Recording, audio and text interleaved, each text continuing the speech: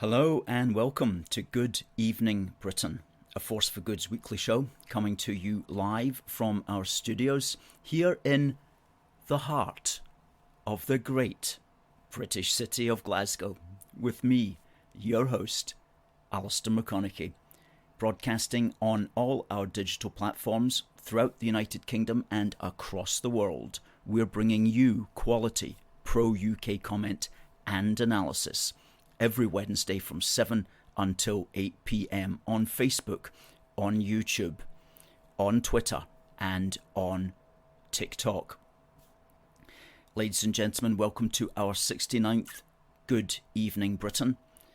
You've got me through until 8 o'clock tonight. Please do send in your messages. Please tell us where you're watching from. Please send in your questions and your thoughts and your comments about the previous week's politics, which we're going to be looking at in some depth as usual. We're going to be looking at the by-elections, which are happening tomorrow, 3 by-elections in England, and what will they bode for the present Conservative government and indeed next year's general election. We're going to be looking at more of our activism. I'm going to be telling you about 2 new projects which we're already started on and which are very exciting. Stick around for that. At the bottom of the hour, we've got On This Day in British History. And so, folks, do send in your comments. I noticed that Derek was first in the house tonight. Great stuff. That's Debbie says good evening from, I'm going to pronounce that as Cumanstown, which is up, I believe, in Aberdeenshire area near Turriff.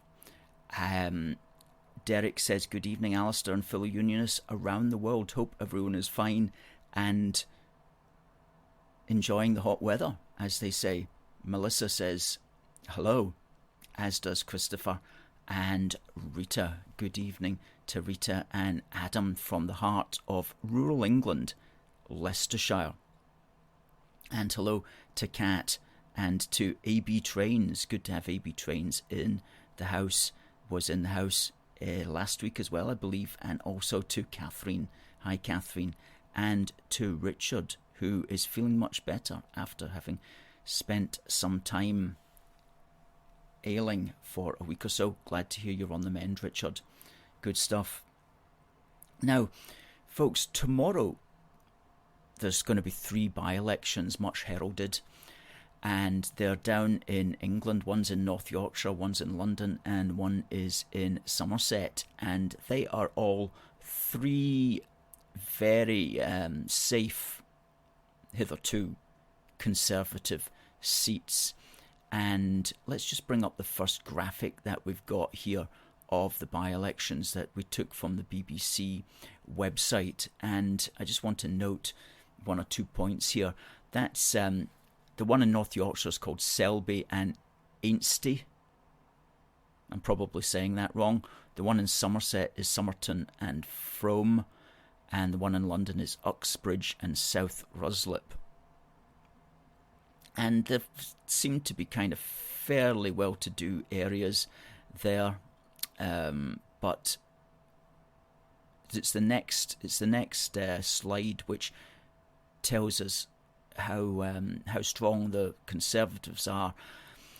In Selby and Ainsty, they've got a majority of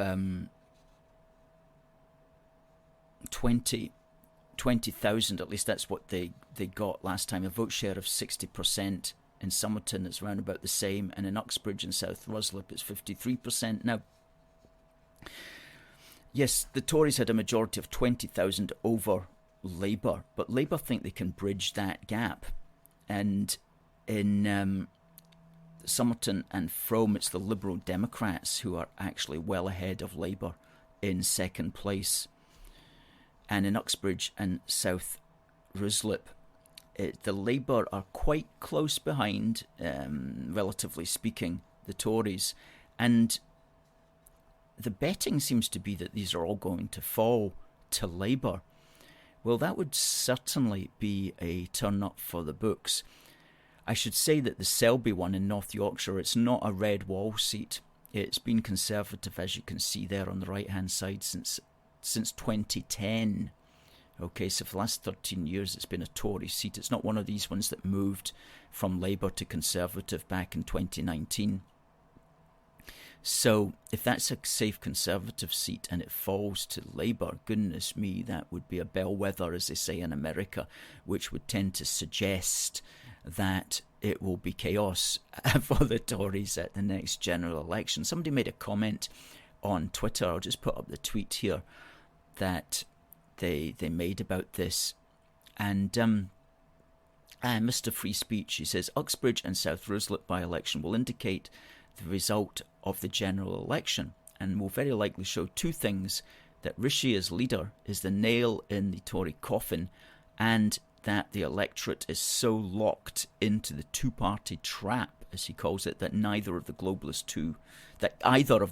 two will always win. That either of the two globalists will always win. Okay. So there are one or two small parties that would not call themselves globalists standing. In Uxbridge and South Ruislip, tell me how to pronounce that, somebody. Lawrence Fox's Reclaim Party is standing, and that's who I would vote for if I was down there. You know, just he talks a lot of sense on Twitter, that's for certain. Although the mass media, of course, are not in favour of him or his party. In North Yorkshire, there's another party standing called Reform UK, who are Brexiteers, and also David Curtin's Heritage Party is standing as well. These are small parties. Perhaps they might get several hundred or maybe 2,000 or 3,000 votes. I'd like to think that they could make some kind of impact anyway. They'll certainly be looking to make an impact, because I know that the Reform UK party is hoping to stand and in fact deliberately deprive a lot of the Conservatives from winning in marginals next year, in order to essentially punish the Tories for not delivering on their Brexit promises, especially regarding controlling and lowering mass immigration. And as for the Liberal Democrats winning possibly in Somerton and Frome, we'll just have to see about that. But I mean, what have the Liberal Democrats really got to offer on any of the matters that concern disenchanted Conservatives?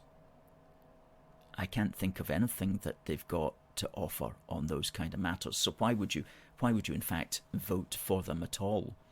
But that's the weird thing about the British democratic system, is that people just make the choices and we're stuck with it at the end of the day through the first past the post system. So it's going to be very interesting on Friday morning just to see what the results are there. But if the Tories take a tanking, then I think, as I say, that's a bellwether for next year and what we're going to be facing under Sir Keir Starmer and his Labour Party. They say a week's a long time in politics, so maybe things will change, but all will be revealed on Friday. Anybody, any thoughts on how these by-elections are going to go, just drop them in the comments, please, and we'll read them out. Hi to you, Robert. Oh, Adam, thank you. Frome, Frome is Froome. Froome. There you go. Froome. Thank you for that, Adam.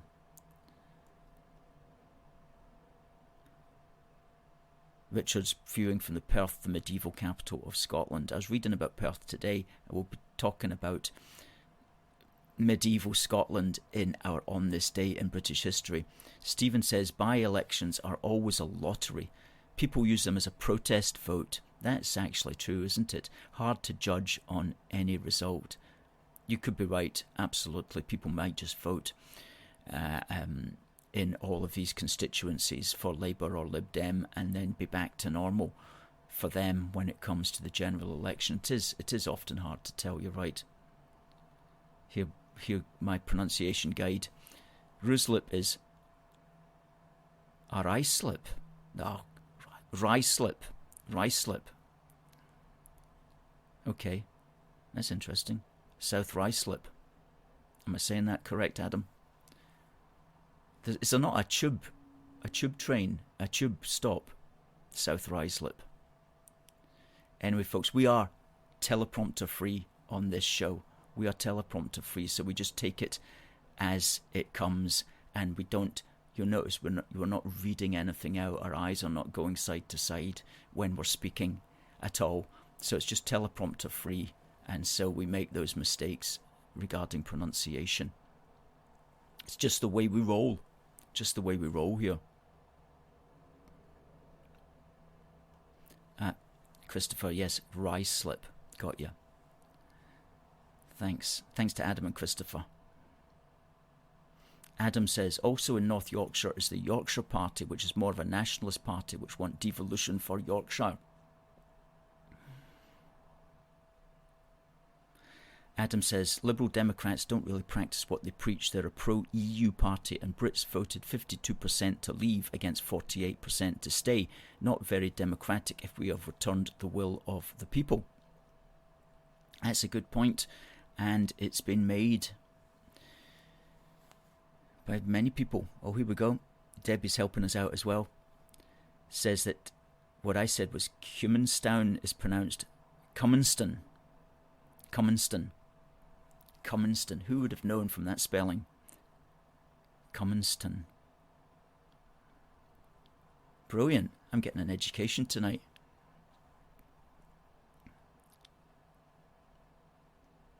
Thanks, Adam. Ruislip. Well, this chap, I'm not even going to try to pronounce that name, says, with luck, the by-elections will doom the empty suit Sunak. And that devolution does not work as it is destructive of the union. It certainly appears to have been and is in the period that we've been suffering under it since 1999. More of which in a second, actually. And will the SNP have anyone left to stand, because they're all the proverbial jumping the proverbial sinking ship, aren't they? There was another one yesterday. Christopher believes that the Conservatives will take a hammering. People's standard of living has taken a belting, and immigration is a disaster. Labour will be more of a disaster, of course, in ways people can't even begin to imagine. I absolutely feel that. I absolutely feel that in ways that people won't even begin to imagine. But here's the thing with the British political system, is that legally Parliament is sovereign. Obviously the people are democratically sovereign when we vote, but we elect a legally sovereign Parliament which, during the period of its power, has the right to do whatever it wants. And some people think that's a bad thing, and certainly if you have a bad government and it just does what it wants, that it does appear to be a bad thing. But you can always hold out hope that there's going to be a good government will come in 4 or 5 years' time or sooner and overturn all of that through the power of what's called parliamentary sovereignty. And so parliamentary sovereignty and our common law, that is, we don't have a constitution, is actually quite a good thing, because it means that a good government can immediately overturn all the bad works of a bad government. Now, the Labour Party are, under Gordon Brown's ideological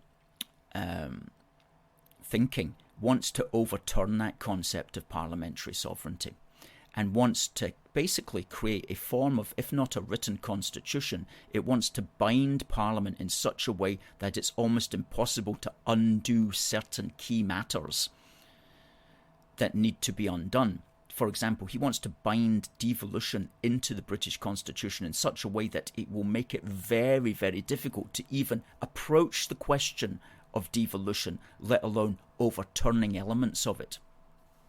And I've become clearer on this in the past month or so, because when I was reading Gordon Brown's 155-page document called Messing Up the United Kingdom, it's not actually called that, it's called A New Britain, I couldn't understand why he kept saying that Britain was highly centralised. I'm like, you know better than me, Gordon. As a result of your devolution throughout the kingdom, it's very decentralised now. So why you keep calling it centralised? And then I read an article while it didn't spell it out itself, helped me to clarify that what he's actually talking about when he talks about centralisation is parliamentary sovereignty. That's what he doesn't like. He doesn't like the fact that one parliament can come in and undo everything that the previous government did.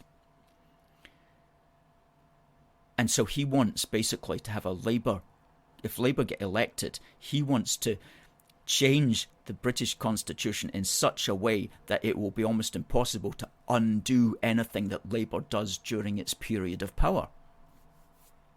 And this is what written constitutions do. And this is what happens when you set up a new chamber, which is what he wants to do, which is going to be elected, which is going to be challenging the main House of Commons. He's calling it his Assembly of Regions and Nations.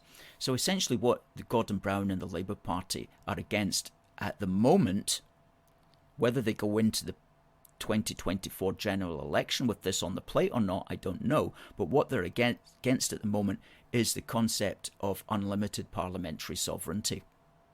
The ability of any government to come in and overturn the works of the previous government.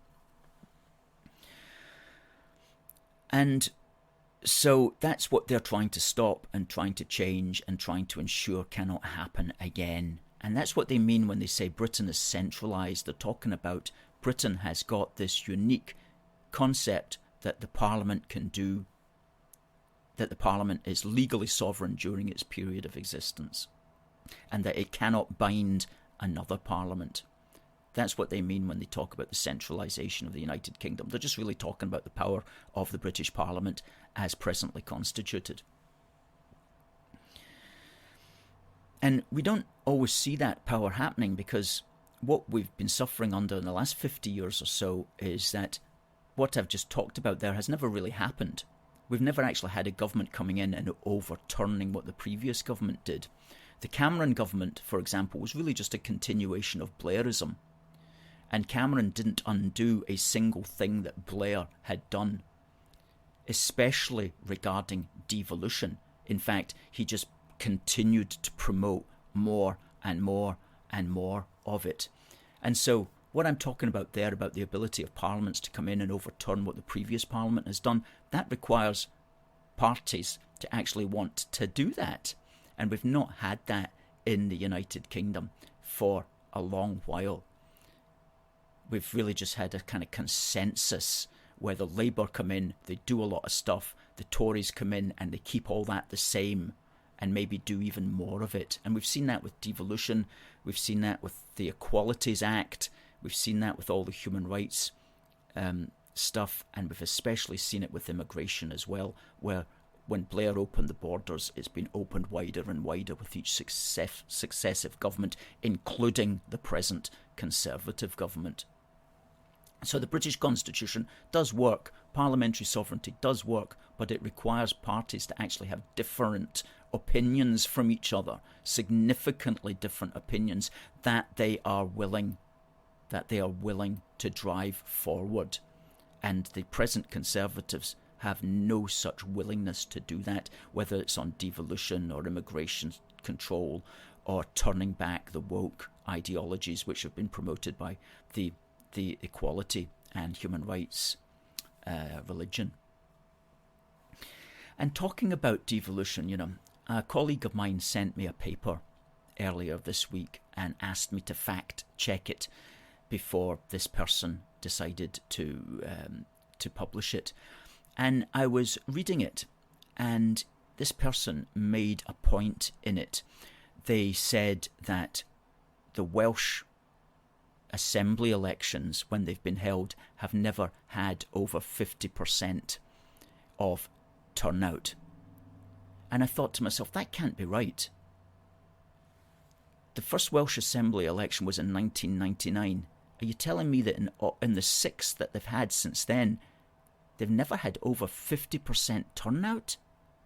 Because if that was the case, that means the Welsh Assembly has no democratic legitimacy by any measure of what represents democracy. Yet, in all these years since 1999, there's been various Welsh acts which have given that Assembly I think it calls itself a parliament now, have given it even more and more power. You're telling me it's never had over 50%. So I spent an hour just checking all of that. And lo and behold, it's absolutely correct. And let me bring up the figures for you, which will absolutely blow your mind. And I had not realised this until I actually went fact-checking to make sure of this. Let's bring up the Welsh figures. And since 1999, there on the left-hand side are the figures from 99 through to 2021 and the turnouts at each Welsh Assembly election. Look, in 2003, 38.2% turnout. The highest was 46.6%, and that was in 2021, giving an average over that 22-year period of a 43.7% turnout.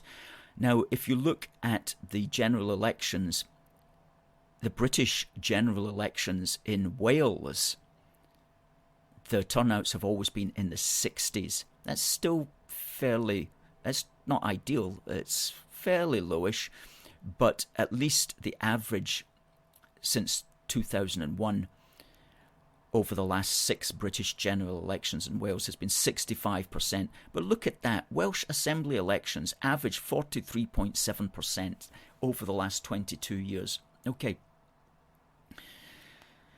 Now, there's no way,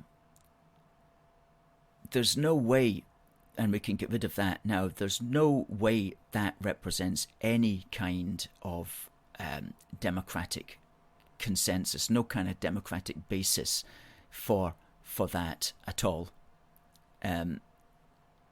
If you cannot possibly say that those kind of turnouts give the Welsh Senedd any democratic legitimacy whatsoever. You can't even get 47% of the people in Wales to vote at it. That's astonishing. Astonishing. That should have been prorogued years ago.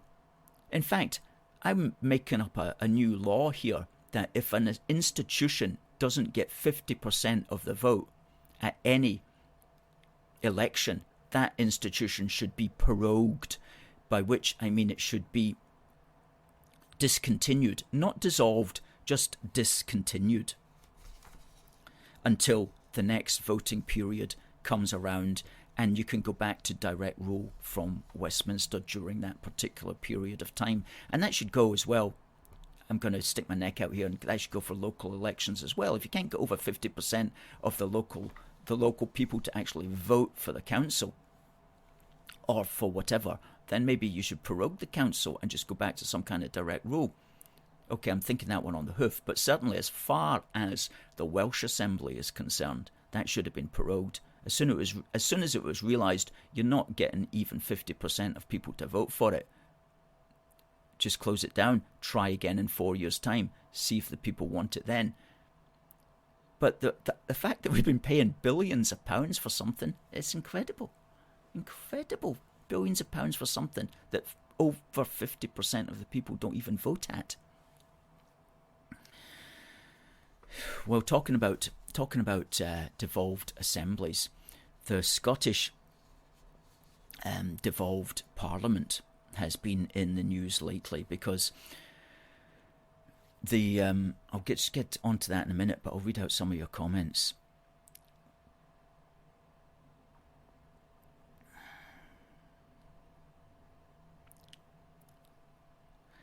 Adam says at least Wales is led by a Unionist party. Well, nominally Unionist is the way that I would look at it.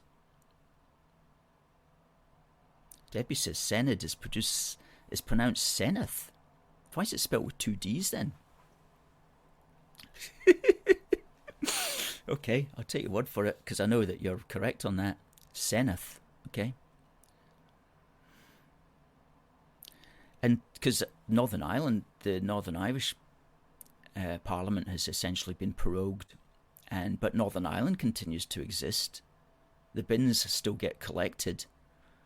The roads still get repaired, I'm presuming. So lots of stuff can be done without actually having to have a devolved assembly to do it with.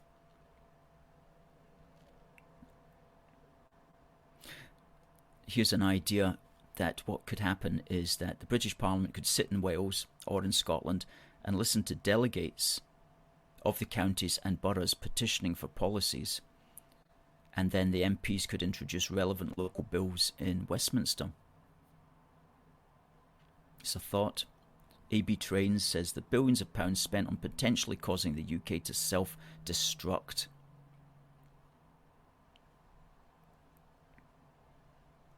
Apparently 2 Ds make a th sound in somebody's universe. I'm going to say something controversial here. You know, the Welsh so-called government renamed the Brecon Beacons to this phrase, which is completely unpronounceable. And you could say, well, that's okay, that's an indigenous word. But what it also does is it's exclusive. It excludes people that can't pronounce that word or that particular language. So I didn't think that was a good idea. I'm all for emphasizing local distinctions and stuff like that, but not when you actually deliberately do it to exclude people who can't communicate that. And it seems a mistake to do that when it's a tourist attraction that's actually bringing in foreign people in order to make money from them. It seemed an odd thing to do when they renamed the Brecon Beacons in that way to an unpronounceable name for everybody who doesn't speak that particular language.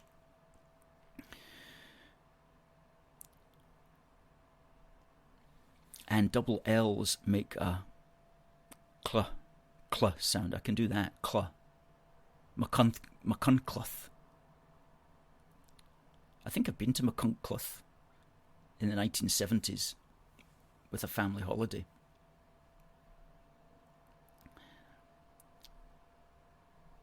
Yes, the devolved parliaments are just glorified councils. Paul says we have mining villages here in Kent populated by people of Welsh, Scottish and Yorkshire extraction. They even have their own accent. Well, I'm glad it's still surviving as a distinct accent.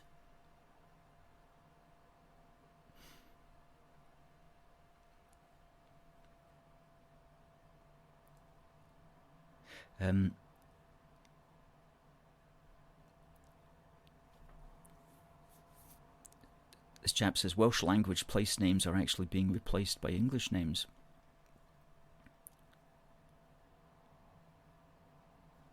Richard says it's just hijacking the Welsh language to make political points.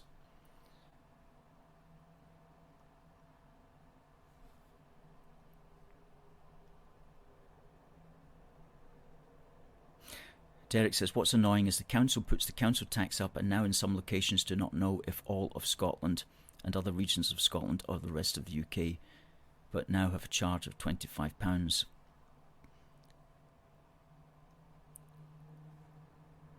Or less for OAP and unemployed for gardening, refuge, and sterling cost of collection is £50. That's serious. So, yeah, talking about the Scottish Parliament now, you know, one of the things that's been a bugbear for us all the time is the extent to which we're paying the British civil service to break up, to help the Scottish National Party break up Britain. Okay.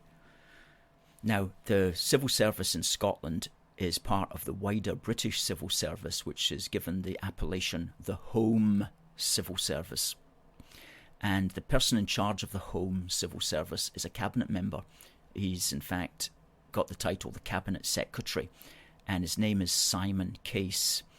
And he recently, maybe yesterday in Parliament, was quizzed, and he said that they're going to look into the guidance that's given to the civil service in Scotland around these particular matters. Now, we'll play the video in a moment, but before we play it and before you listen to him, I want to make something very clear here. What the civil service in Scotland is doing when it helps the SNP break up Britain is perfectly legal. It's perfectly in accord with the civil service guidelines that they have to serve their so-called ministers, and they have to deliver the policies of the so-called ministers. You see, when the Civil Service Code was put together, nobody thought that the ministers would actually be wanting to destroy the very country that the civil service was from, that is to say, the United Kingdom. And so these guidelines are in fact totally in order, and the civil service in Scotland is doing exactly what it should legally. And they'll find, Simon Case will find when he looks at the guidance, that the guidance is largely correct. However, it's wrong for the situation. Politically, it's in error. And so what has to happen is that guidance has to be changed, and you can only change the guidance through new rules and new regulations which have to be passed by law by the British Parliament. So this isn't just a matter of maybe looking at the guidance. This is a matter of changing the law so that the British civil service is not involved in breaking up Britain itself. Now that's quite, what I've just said there is revolutionary to an extent that people like Simon Case are never, in the dying months of this administration, are never going to deal with, and are never going to accept, and are never going to do. But just so you know who this guy is, and just so you can kind of feel his vibe and his energy, we want to just play this first video. Now, it starts with a Scotsman who is the former Advocate General. He's a good guy. He's called Lord Keane, Richard Keane, and he's quizzing Simon Case. And Simon Case is the chap in the white shirt and tie. And let's just listen to what he says. And then there's one video, and then there's a shorter video afterwards. Once we've played the first video, we'll come back to me, then we'll play the second video. Okay, let's roll the first video. We're addressing the question of further guidance for the civil servants in Scotland. So I think actually because specific instances have arisen that we think need looking at, that we thought the guidance was clear, but actually, I think we've had, reason to look at, various instances and uses of money. So we're looking at it now. Yes, but as you say, it goes back to 2014 at least, and we've had instances of so-called embassies being set up abroad. We've had instances of policies being pursued with regard to independence and therefore within the area of reserved matters. Why is it, as I reiterate, only now that the question of further guidance is being addressed? Why wasn't it addressed years ago? So I can't answer for sort of, years ago. I assume it's because predecessors thought that the guidance that was there was adequate. But, as I say, I have reason, in a number of instances now, where it's been, brought to my attention. So I am now discussing with ministers. We're looking at the propriety and ethics of it. Indeed, if necessary, we'll consult the Civil Service Commission about it. Because, to come back to the sort of rather important point that flows through all of this, is actually the integrity of the impartiality of our civil service is something we all want to protect, which is why I want to make sure that civil servants operating in Scotland have very clear guidance about what they cannot do, because they deserve that protection, and the whole civil service requires them to have that protection and guidance. The Permanent Secretary in Scotland and the civil servants in Scotland need to know when they're still operating within the requirements of the Civil Service Code. They certainly do. They want to, and to be clear, I believe that they have been looking at these edge cases diligently. But as I say, I want to go back round them all. With colleagues in Scotland, but with ministers, to make sure we are doing absolutely what we should to protect and preserve that impartiality. That's very helpful. Well, as I say, it's not guidance that's the guidance that they're following. They're following the guidance correctly. It's new laws to stop that particular type of guidance, which is wrong. They're being guided to do wrong things. They're obeying the law. It's the guidance is wrong, so the guidance has to change. He's just looking at it. Oh, are they following the guidance? Yes, they are following the guidance. It's the guidance that has to change. But there's no sign in what he just said there that they were going to change the guidance in order to stop them doing what they're doing. And the last few seconds of let's just play the second video, which only just with colleagues in Scotland, but with ministers, to make sure we are doing absolutely what we should to protect and preserve that impartiality. That's very helpful. When are we going to see the guidance? So I hope it will be weeks. Thank you.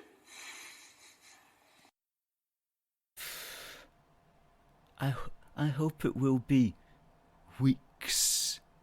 Oh man, that's the front line, okay? That's the front line of trying to stop the civil service in Scotland from destroying the United Kingdom. Do you have any faith whatsoever in that in what he's even saying? In any faith that he can do anything about this? As I say, in the dying months of this administration.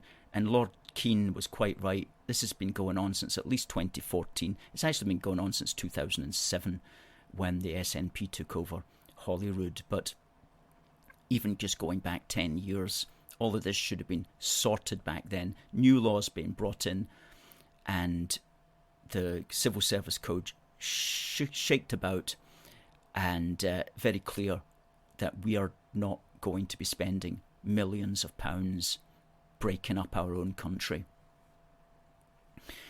So at least one good thing is that they're looking at the guidance. So I guess that's better than just like lying in bed doing nothing, which is what they've been doing for the past years. But as I say, they need to do more than look at the guidance. They need to change the law, and that requires Parliament to bring in a new law so that if you do try to break up the United Kingdom, you go to jail.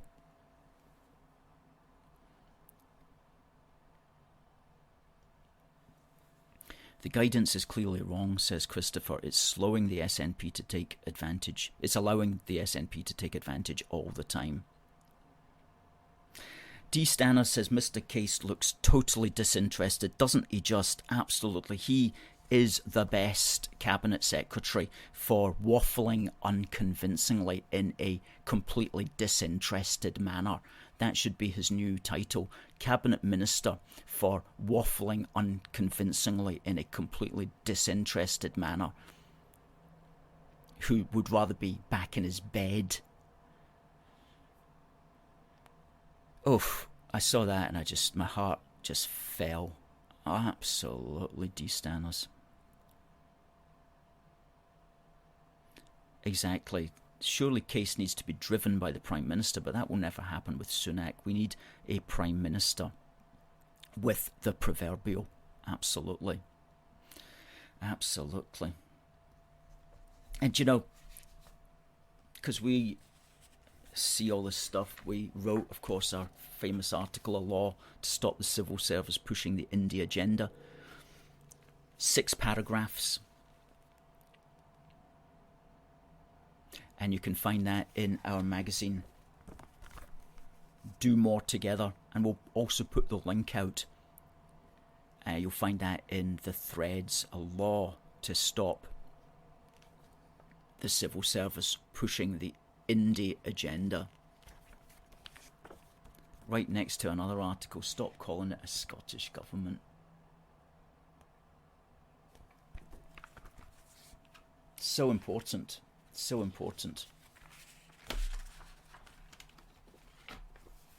Now, talking about... What time is it? It's well past time for On This Day in British history. The first thing on this day was a battle between, modern historians for ease will say the Scots versus the English, but basically it was a battle between a load of Scots who supported the descendant of Robert the Bruce and a load of Scots and English who supported Edward Balliol, the descendant of King John Balliol of Scots.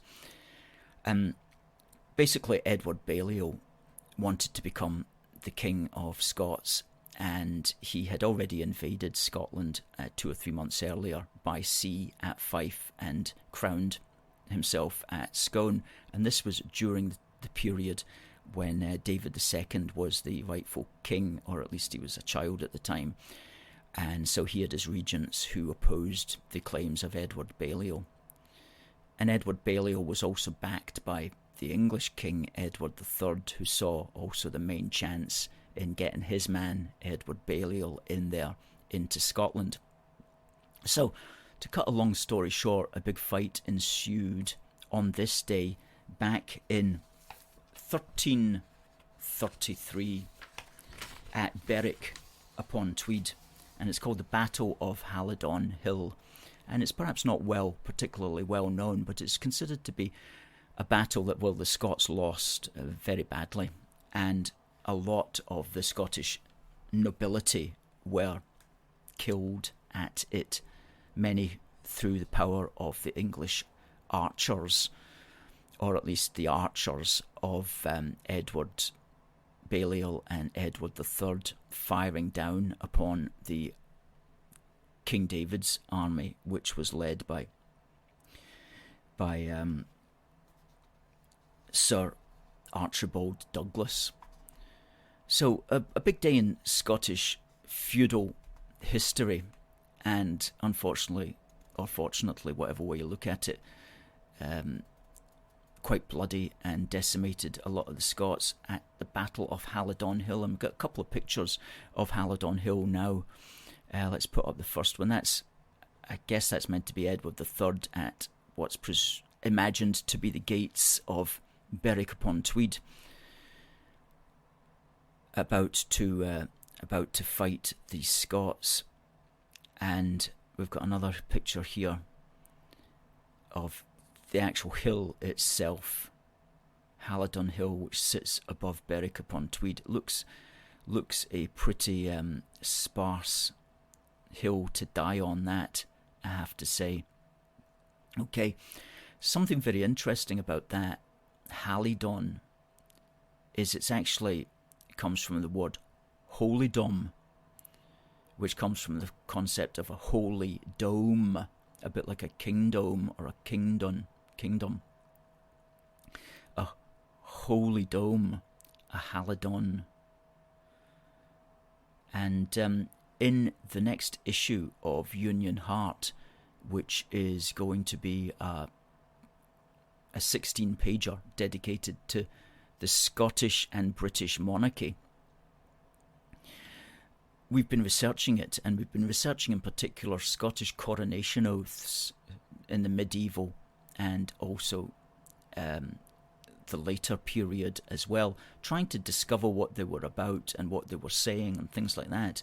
And we discovered a cracker that was alleged, and very possibly is, a Scottish coronation oath from 1445, which is listed in a Scottish parliamentary document. And the king ends by saying, "So help me God and this holy dome," which is a word you just never hear. And then I was researching for this day in history, and I found this word Halidon. I'm like, that's holy dome. Strange how things come together.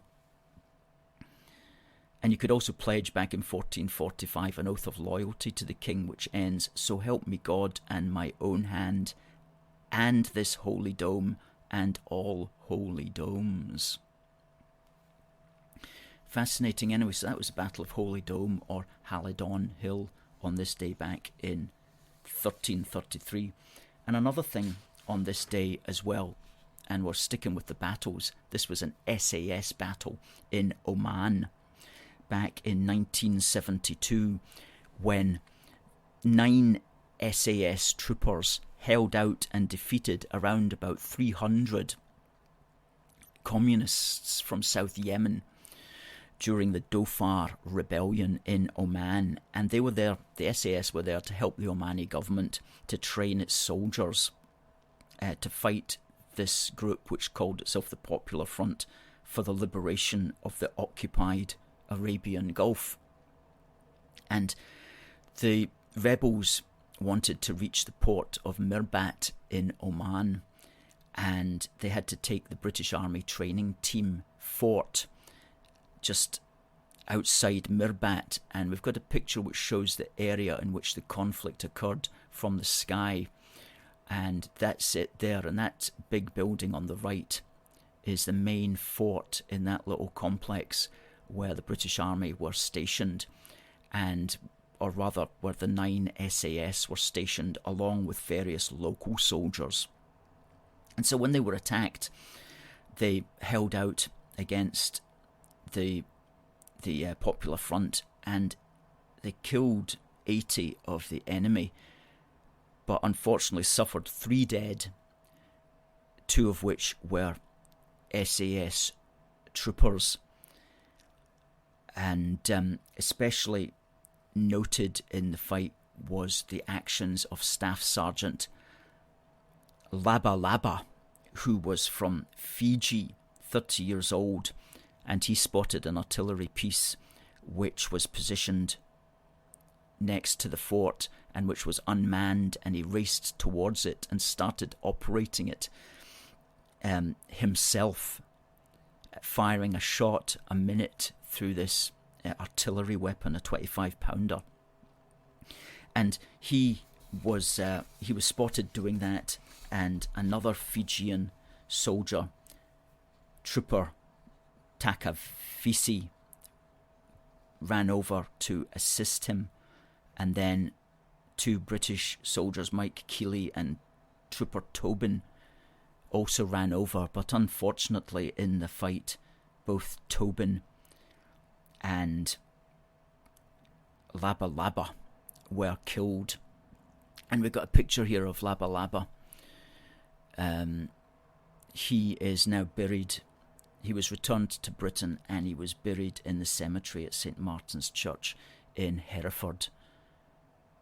But a great hero, and he was named one of BBC4's 60 New Elizabethans in celebration of Queen Elizabeth's Diamond Jubilee in 2012, and I think that's how we first got to hear about his brave act. But interestingly, he didn't get any particular medal for it, although he was awarded the British Empire Medal, but he didn't achieve any award for gallantry. But he certainly did his bit, and eventually the firefight ended when the Omani Air Force arrived to drive back the insurgents.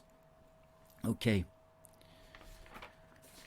So, the British always fighting, it seems. Alan says, interesting, have read about that battle, a victory against all odds. Richard said it's Scone Palace. Did I say Scone? Scone. You're right, Richard, it absolutely is Scone. Brave souls, says Catherine. Good. Now, I want to talk to you about AYR on Saturday the 29th. Now, the SNP supporters and the ALBA supporters are having another one of their marches. It's what we want to do is we want to obviously film them and count them. So if you're in Ayr on Saturday the 29th of July, I should say 29th of July, then if you think you can film them on your mobile phone and get the footage to us, then please contact us. That's great activism.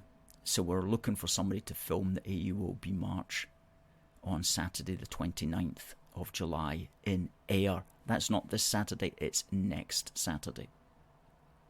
Also, we're going to be out later this month again with our street stall. Anybody who would like to join us, please simply contact us at aforceforgood.uk, and we'll tell you where and when that's going to be. Always looking for people to help us on our street stall, especially people who've never come out before. You're in good hands. You're among people who have done this many times before, who know exactly how to guide you in that effort. So please, if you're interested in coming out with us on our street stall, which will be later this month, please do contact us about that. Okay, so that's 2 pieces of activism.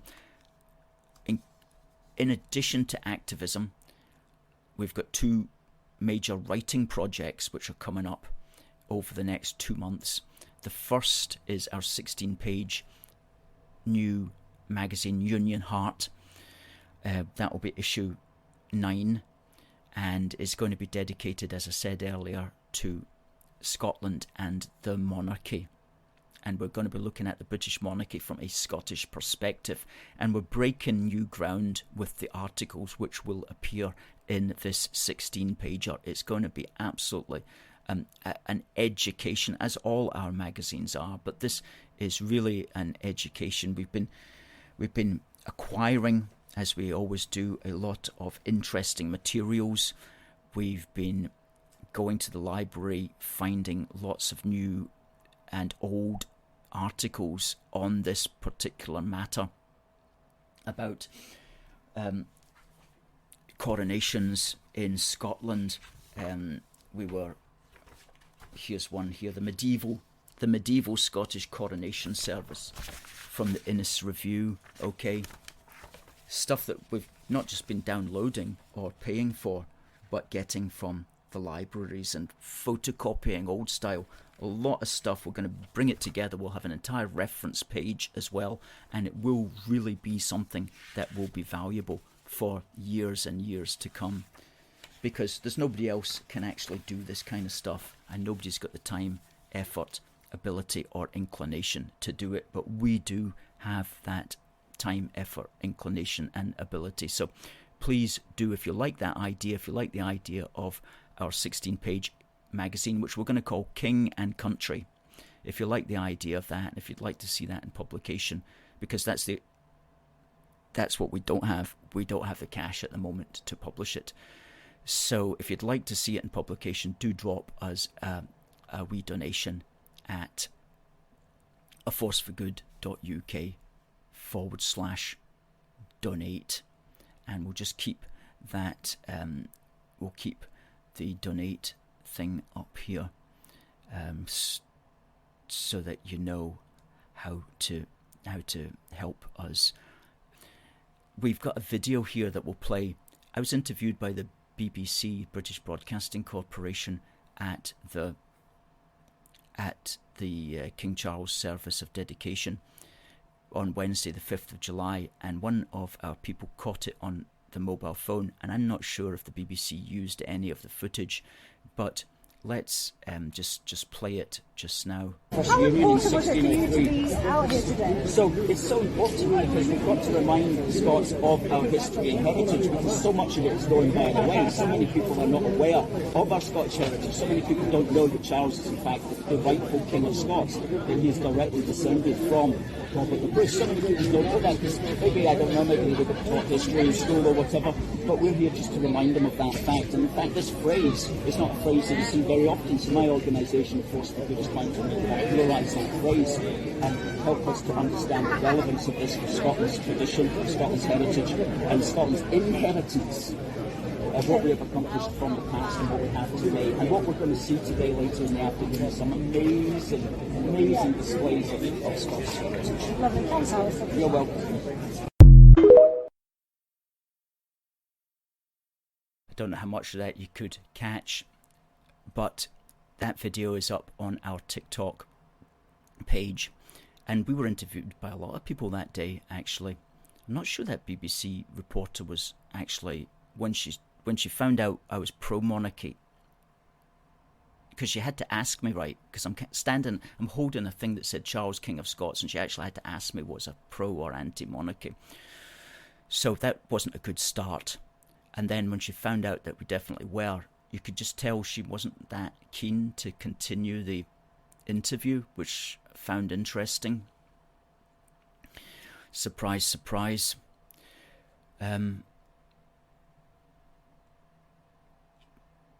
Okay, so do we have a winner? We asked the question. We asked the question that on this day, in 1972, there was a battle in Oman, and the question was, what British regiment was involved in this fight, and the answer was the SAS. And the winner is Chris Glenn. Fantastic. Great stuff, Chris. We'll get that sent to you tomorrow in the post. Thanks very much for your participation, Chris. And we look forward to... You're going to look forward to this, that's for sure. The Royal Air Force Typhoon coffee. We've tried it. It's very tasty. Good. Well, folks, it's the top of the hour. 8 o'clock exactly. We didn't have a guest tonight. Now, as you will have noticed, next week we're not going to be broadcasting because I've got more research and writing to do for this magazine, King and Country. And then when that's out the way, I'm going to be writing the book, or a book, which is going to be first in a series, and we're aiming to get that out before the end of the year as well. So those were two projects. I'll speak more about them next time I'm back, but I won't be back next Wednesday, but we'll be back the week after, and we should have a guest on as well. So it just remains for me to say thanks for watching. God bless the United Kingdom, and God save the King. See you next time.